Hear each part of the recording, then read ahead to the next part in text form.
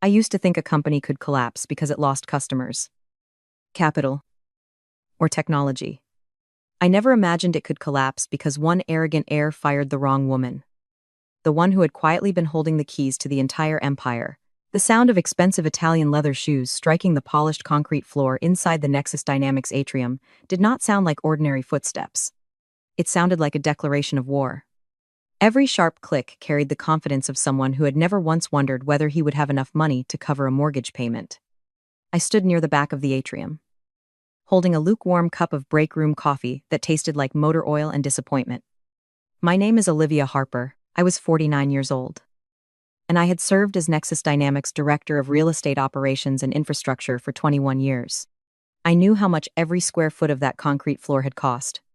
I knew exactly how hard the climate system had to work to keep that glass building from turning into a greenhouse in the Austin heat. I knew the coffee machine lease would expire in 2 weeks. But on that morning, everything I knew seemed invisible to Ethan Hayes. He was the founder's son, newly installed as CEO after his father, Richard Hayes, decided to retreat to a ranch in Montana to rediscover himself and avoid quarterly calls. Ethan entered the atrium like a storm dressed in the uniform of wealthy technology culture, expensive clothes, a gleaming watch, and the bright face of a man powered by organic juice and protected from real consequences. He smiled at the company. But I could see clearly that it was not the smile of a leader. It was the smile of someone searching for a sacrifice. Ethan stood in the center of the atrium and announced, with a level of enthusiasm so polished, it sounded artificial, that a new era had begun for Nexus. He said the company needed to trim excess, pivot hard, and disrupt its own legacy in order to be reborn. I took a sip of cold coffee and listened to those familiar words fall over the staff like plaster dust from a ceiling already cracking. In corporate language, trimming excess usually means firing the people who still remember how the systems actually work. Ethan did not look at employees as people. His eyes moved from face to face as if he were marking targets. When his gaze stopped on me, he did not blink. He called my name clearly, and the whole room tightened into silence. I could hear the vending machine humming in the hallway. I could hear the steady breath of the air system overhead. I could even feel the tension from people who had called me in the middle of the night when elevators froze, pipes burst, or server room alarms screamed. Ethan asked me to step forward. I did not hurry. I adjusted my glasses and smoothed the front of my navy polo shirt. The kind of shirt that lasts, stays clean, and attracts no attention. My work boots made almost no sound on the concrete. Nothing like his designer shoes. Ethan turned toward the crowd and presented me like an outdated museum exhibit. He said I represented old management, stagnant bureaucracy, and the culture Nexus needed to leave behind. I stood still, looked directly at him, and understood that no one in that room knew the morning would end with a very different person losing control. Ethan lowered his voice, dropped the smile, and told me to consider myself terminated effective immediately. He said the company would outsource all operations and facilities work to a cloud-based firm in Silicon Valley, one that was cheaper, faster, and more innovative. A murmur moved through the crowd. I saw Emma Carter, Nexus's general counsel, standing to Ethan's right. Emma was a good attorney, and because she was good, her face went pale. She knew that publicly firing a woman nearing 50, after more than 2 decades of service, could become an age discrimination and wrongful termination problem wrapped in one very expensive bow. But Emma was standing in the path of a new CEO who had just been handed power, and she chose silence. I asked Ethan whether he wanted me to leave immediately. My voice was steady, because I do not yell. I solve problems. Ethan checked his watch and said I should leave right away. Security would escort me. I should leave the laptop. And I should not make a scene because that would be too analog. I nodded. I did not beg. I did not mention my 21 years of loyalty. I did not remind him of the night I came in at 2 in the morning because a water line burst near the server room. I simply opened the canvas bag at my side and pulled out a heavy brass key ring. I placed it on the glass podium in front of Ethan. The metallic sound was small, but it was enough to make Emma look up sharply. If you are watching this and you have ever seen someone underestimated because they were quiet, comment the number 1. Sometimes the person who says the least is the one holding the most important part of the building. That keyring was not a souvenir. It was the master set for the campus warehouse access. Perimeter systems, server rooms, technical corridors, and manual override access for the executive suite. Ethan looked at it and rolled his eyes as if I had placed a useless antique in front of him. He said the company used key cards and that I could keep my old metal relics as a keepsake. Emma did not see it that way. Her eyes locked onto the small red tag attached to the largest key. I watched the color drain from her face. Emma whispered Ethan's name, her voice dry and strained, and told him those were not just facilities keys. Ethan snapped at her to be quiet and waved security forward. 2 guards stepped toward me. I knew them. I had hired them. I knew the names of their children. I knew who was paying tuition, who had just bought a house outside the city, and who was working double shifts. One of them quietly apologized. I told him it was fine, that he was only doing his job. Before I left, I looked back at Ethan one last time. He had already lowered his eyes to his phone. Bored with the power display he had staged, he thought he had removed an outdated part from the system. He did not understand that he had just pulled out a load-bearing wall. I wished him luck with cloud-based management and said I had heard the basement had terrible reception. Then I walked out. As the glass doors slid shut behind me, I saw Emma snatch up the keyring and bring the red tag close to her face. I knew what it said. I had written it myself 13 years earlier. Property of Lone Star Properties LLC. Owner use only. Ethan wanted to prove he was in charge. He proved something else: never fire the person holding the keys until you know whose locks they actually open. To understand why Emma looked as if she might faint, you have to understand the history of Nexus dynamics. Or more precisely, Richard Hayes' disastrous relationship with paperwork. 21 years earlier, when I joined the company, Nexus was just a chaotic startup operating out of a leased warehouse. Richard was a technical genius, the kind of person who could write encryption algorithms that made national security engineers stare in silence. But he could not remember a basic corporate filing deadline. He treated taxes, permits, liability insurance, and real estate records as petty annoyances invented by the universe to interrupt him. I had recently left the Navy then. I was 28, technically trained, and deeply convinced that proper documentation could save lives, assets, and careers. The military taught me that if something is not recorded correctly, then, in a crisis, it may as well never have existed. Richard hired me as facilities manager because I was the only candidate who arrived at the interview with a thick folder full of questions about electrical load, drainage, roof structure, fire safety, and backup systems. He laughed as if I were taking everything too seriously. But over the years, that seriousness kept the company alive. If this story makes you recognize the value of people who quietly maintain the foundation, leave a like on the video. In every company, there are people who never stand on stage. But if they disappear, the stage lights go out too. About 8 years after I joined Nexus, the company exploded. Government contracts poured in, server needs expanded, and security equipment, stored across temporary rented spaces, became a serious risk.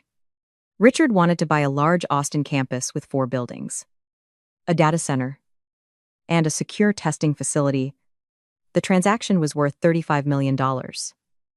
A number serious enough that banks could not approve it on genius and optimism alone. The problem was that Richard was personally leveraged after a messy divorce. Ethan's mother had taken the lake house and half the stock options. While Richard kept the debt and a sloppy corporate filing history, Nexus's credit profile was not attractive because Richard kept missing quarterly paperwork. I remember the afternoon clearly. We were in the old conference room, a place that always smelled like stale donuts and scorched ambition. Richard was throwing a stress ball at the whiteboard because the bank wanted a larger down payment than he could produce. He said he did not have time for this. That classified equipment was sitting in a rented garage that flooded whenever it rained, and that I needed to fix it. I asked whether he expected me to fix the bank's lending criteria. He said I should fix the ownership structure. create a shell company, set up a trust, open a lemonade stand if necessary. As long as the deed could be signed and the equipment moved before the next storm, that was the moment everything changed direction. Richard did not care whose name appeared on an asset. He cared only that the company could use it. I offered the solution in the calmest voice I could manage.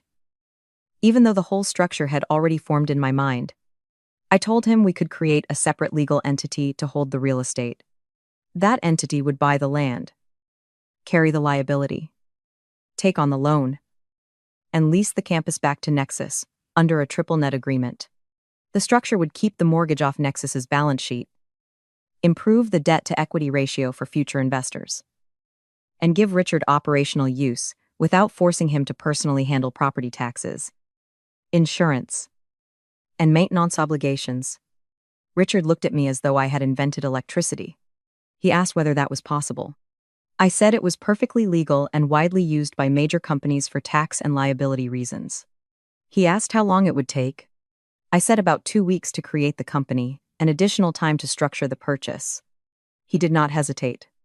He told me to do it, to place whatever needed signing in front of him, and that he trusted me with the details. That sentence captured Richard Hayes completely. He could understand the most complex technical models imaginable, but he treated contracts like software terms of service: scroll fast and click agree. Over the next 2 weeks, I created Lone Star Properties LLC.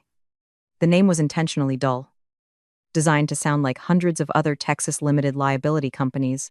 I opened bank accounts, filed entity records, worked with attorneys, prepared purchase documents, and drafted the leaseback agreement. The decisive detail was never hidden. When I created Lone Star Properties, I listed myself as the sole member. Not Nexus. Not Richard. Me. Was that legal? Yes. Was it disclosed? Absolutely. In language so clear it could not reasonably be called hidden. It appeared in the purchase file, the entity exhibits, the ownership certification, and right before Richard's signature. The problem with disclosure is that it only protects people who actually read. Richard signed the documents while eating a breakfast burrito and talking on the phone with a server rack supplier. He saw phrases like improved debt structure and operational control maintained, and everything else became background noise. I contributed the down payment from my own savings, including accumulated salary, part of my Navy retirement funds, and several smart investments. It was about $200,000. Not a small amount for a woman who had built every level of financial safety herself. The bank approved the loan because Nexus signed a 15-year lease that guaranteed enough rent to cover the mortgage and produce a healthy margin. In simple terms, Nexus paid rent, Lone Star paid the bank, and the difference flowed into an account that grew stronger every month. I did not flaunt it. I kept driving my old pickup, bringing lunch in a cooler, wearing polo shirts and work boots. I let people think I was the woman they called when lights failed, elevators stuck, or meeting rooms felt too cold. And if you want to keep hearing stories about people who are underestimated while quietly holding the foundation, and subscribe to the channel now. Because the part Ethan never saw in any strategy deck is the part that mattered most. For 15 years, I played the role of a loyal employee exactly the way everyone expected me to. I inspected roofs, called electricians, negotiated with vendors, maintained fire systems, scheduled generator service, handled leaks, replaced cleaning contractors, and woke up in the middle of the night when water sensors screamed. Every month, Nexus wired $180,000 to Lone Star Properties with clockwork precision. Every month, Lone Star paid the bank, paid insurance, paid property taxes, and retained enough profit to make any financial advisor smile. I never walked into the office as the landlord. I did not need that recognition. I learned early that loud power is often fragile power. Durable power sits in contracts, ownership records, and provisions that arrogant people are too rushed to read. The smartest part of the lease was the permanent infrastructure clause. Any lasting improvement attached to the property, including fiber cables, backup generators, advanced cooling systems, security sensors, and access control infrastructure became property of the landlord upon installation. Nexus paid for the upgrades. I own the result. No one in leadership cared because everything worked smoothly. People rarely ask who owns the foundation while the lights are on. By the time Ethan arrived with his vision for a new version of Nexus, Lone Star did not merely own 4 buildings. My company owned the physical nervous system that allowed Nexus to function. So when Ethan fired me, he did not remove an operations employee. He removed the woman controlling the master switch to the world he had just inherited. 3 days before Ethan officially took over, I knew the storm was coming. Rumors had been moving around the water cooler for months. The founder's sun was rising. A purge was coming, and anyone with a resume should update it. I am not the kind of person who waits for chaos and then sighs. As an operations director, I believe in clear transitions because infrastructure does not care what terminology a new CEO likes to use. I prepared a 45-page transition document covering leases, vendor relationships, infrastructure dependencies, compliance obligation, and the risks of changing key personnel too quickly. I formatted it cleanly, with a serious font, a clear table of contents, and complete appendices. To me, it was the survival map of Nexus. I sent it to Ethan with a subject line identifying it as an infrastructure lease, property holdings, and compliance review for the new fiscal year. I copied Lily Brooks, his new chief of staff, a 24-year-old whose professional profile listed phrases like brand optimization and synergy cultivation. The system notified me that Lily opened the email almost immediately.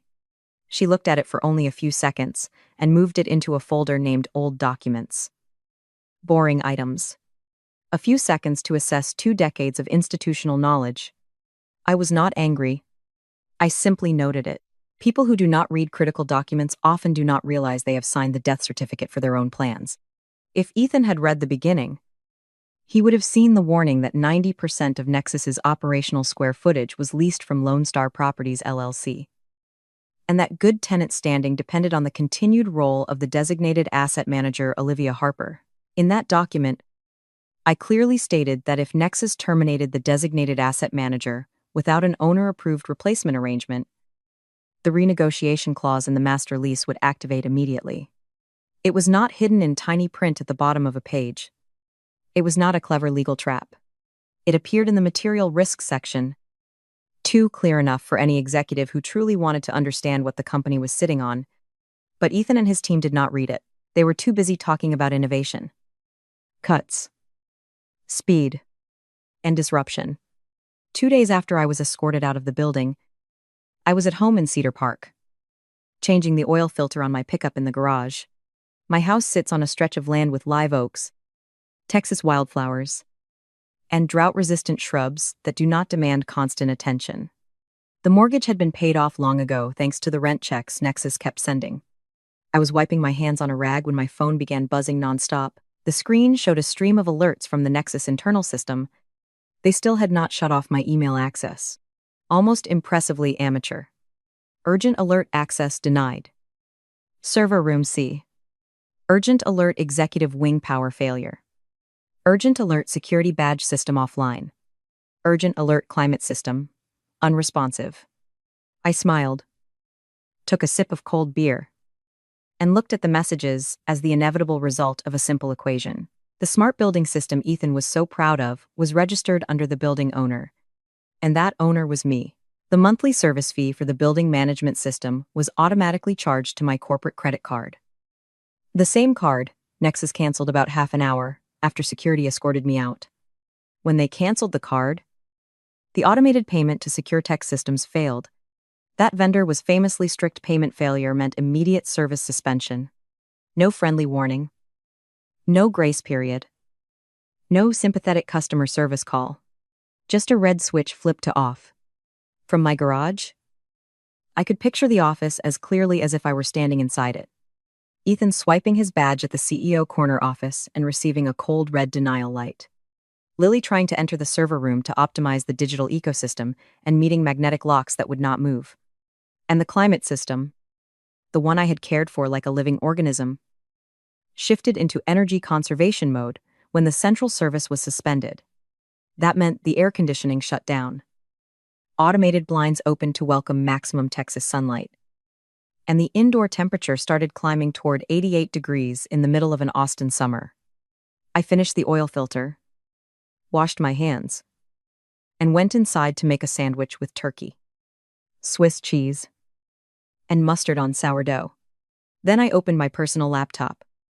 Not the corporate machine they had confiscated like a trophy. Inside the Lone Star portal. A new message was waiting from Emma Carter. The subject line read, "Urgent access issue."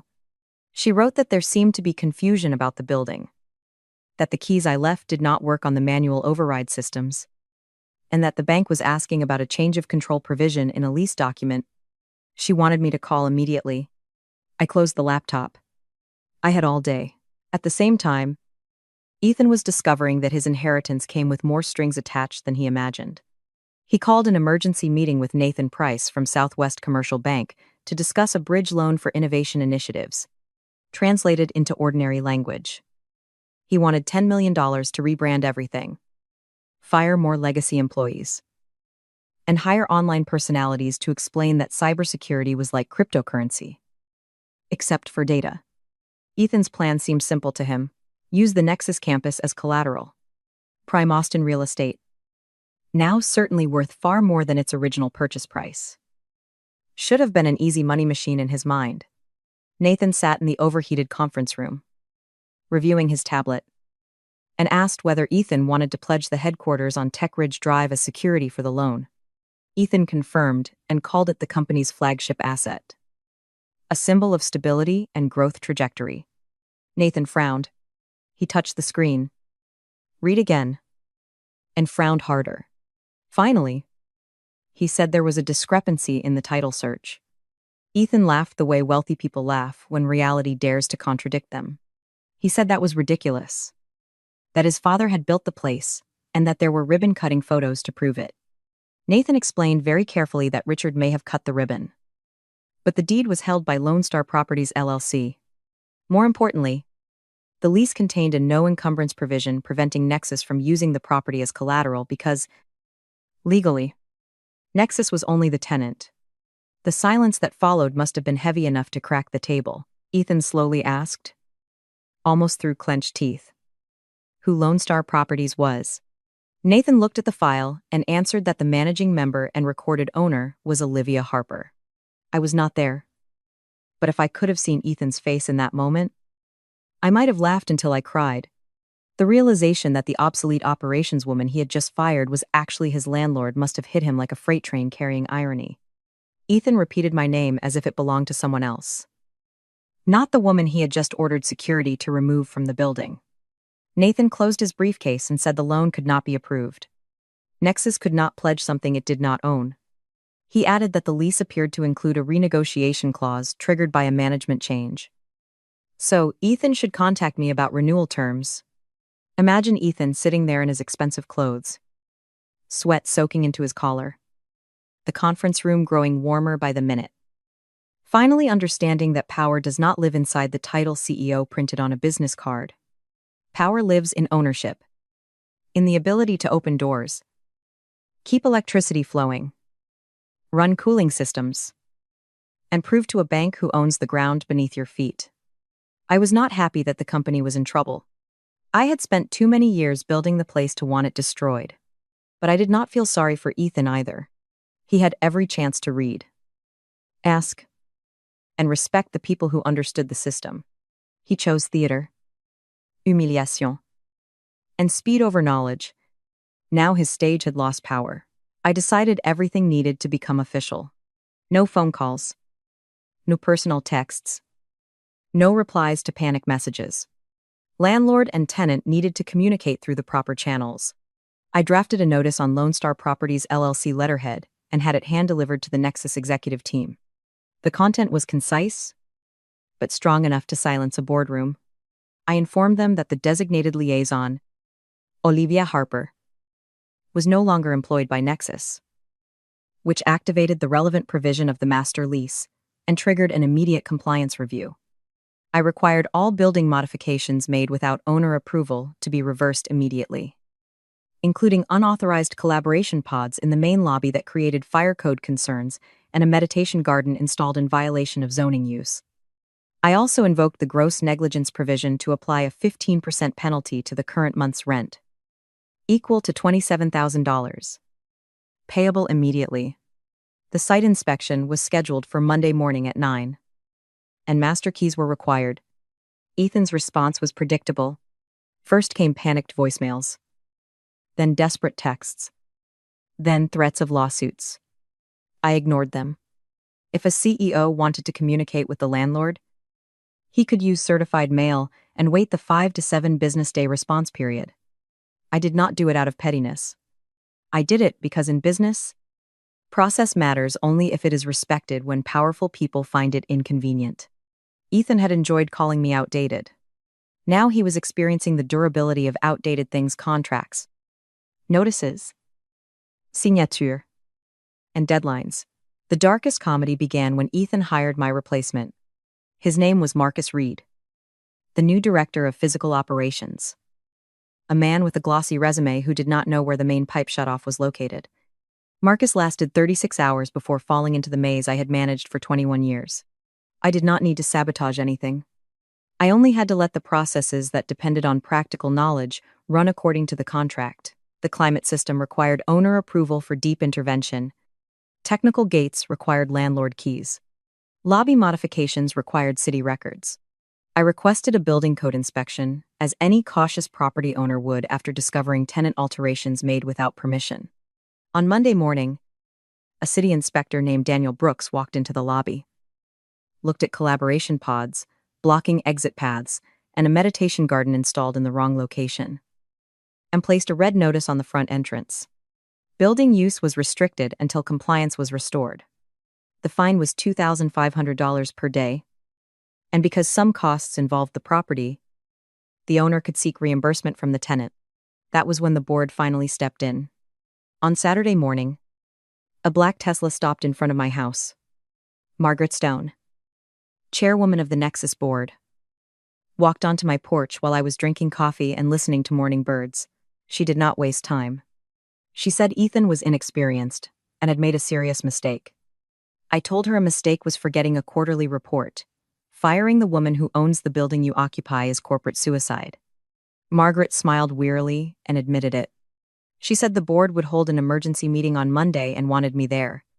I replied that I no longer worked for Nexus. She said they knew, and that they wanted me there as the landlord to discuss terms of surrender. On Monday morning, I walked into the Nexus boardroom, a room I had maintained for 21 years, but had never entered as an equal. This time, I wore my best dress shirt, a fitted blazer, and my hair neatly arranged. Not to pretend I was someone else, but to remind them that the woman who had once crouched under vents to check cooling lines also knew how to sit at the head of the table. No one stopped me. Ethan was there, looking as if he had not slept in days. His expensive clothes were wrinkled, and his eyes no longer had the sharpness of a man eager to disrupt legacy. The 9 board members, people who controlled billions in government contracts, watched me with a respect I had never seen so clearly before. Margaret thanked me for joining. I said they could call me Olivia, or if they wanted accuracy, they could call me landlord. A fund representative named Charles Bennett went straight to the point. The situation was unsustainable, and he wanted to know what I wanted. I slid a folder across the table. I said I was enforcing a contract Nexus had breached. They had terminated the required liaison, which violated the lease terms. Ethan weakly said they could fight. Emma Carter, looking exhausted, spoke before anyone else could respond. She said she had reviewed everything again.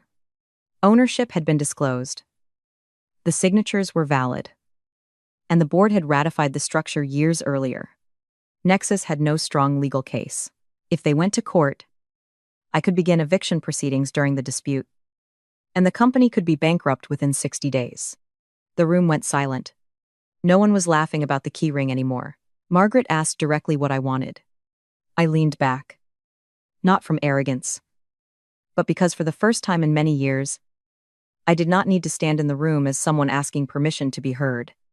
I said I did not want my old job back. I did not want to return as the duct tape holding together every leak for leadership that would not read email.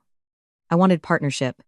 Lone Star Properties would forgive negotiable violations, restore the original rent structure, coordinate the reactivation of building systems, and handle compliance issues. In exchange, I wanted 8% equity in Nexus Dynamics and a seat on the board. Ethan jumped up and shouted that 8% was worth millions. I looked at him calmly and said it was cheaper than relocation, cheaper than litigation, and cheaper than bankruptcy. Nexus infrastructure was not a collection of desks that could be packed into boxes.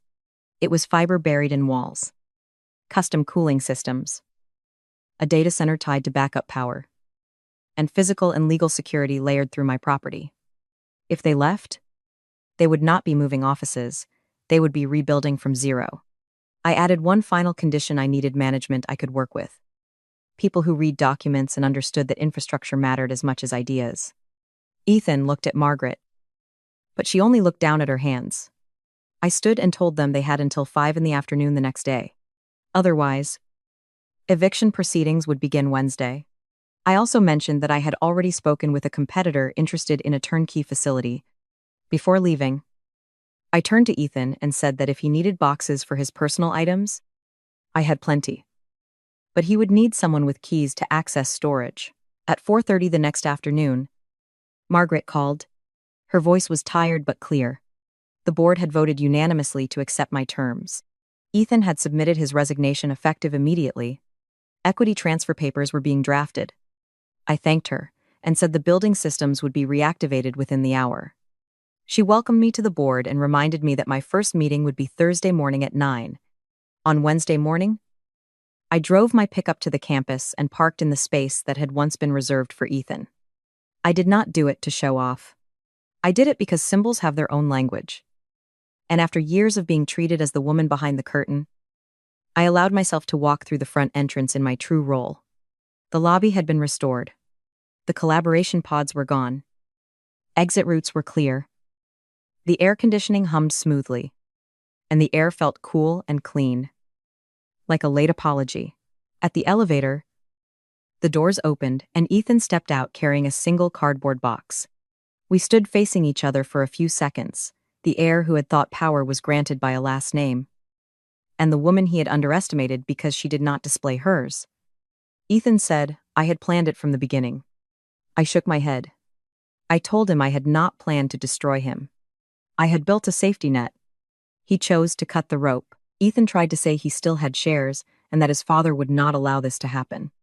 I told him Richard had texted me congratulations that morning, because apparently he preferred dividends over drama. Ethan tried to hold on to one final scrap of pride. He said I was only an operations woman with good paperwork, not a visionary. I smiled, because that may have been the most accurate compliment he had ever given me. Even if he did not mean it kindly, I told him visionaries come and go. They burn bright, pivot quickly, disrupt everything, and rename work other people kept stable for years. But the person who owns the ground stays. Boring pays the bills. Boring keeps the servers running. Boring built the place while he was earning an MBA and mistaking presentations for real life. I pulled out my new access card. Matte black with gold lettering, Olivia Harper, board member. I told him security would escort him out and that he should try not to make a scene, because that would be too analog.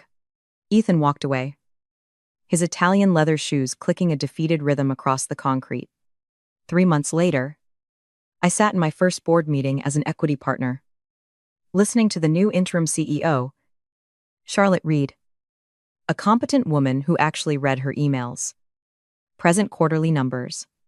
Revenue had risen 15% since Ethan left.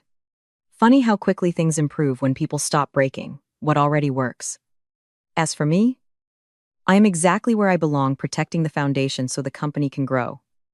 Because that is what people like me do. We build things that last. We read the fine print. We remember everything. And sometimes, when someone mistakes quiet competence for weakness, we remind them who really holds the keys. Thank you for watching until the end.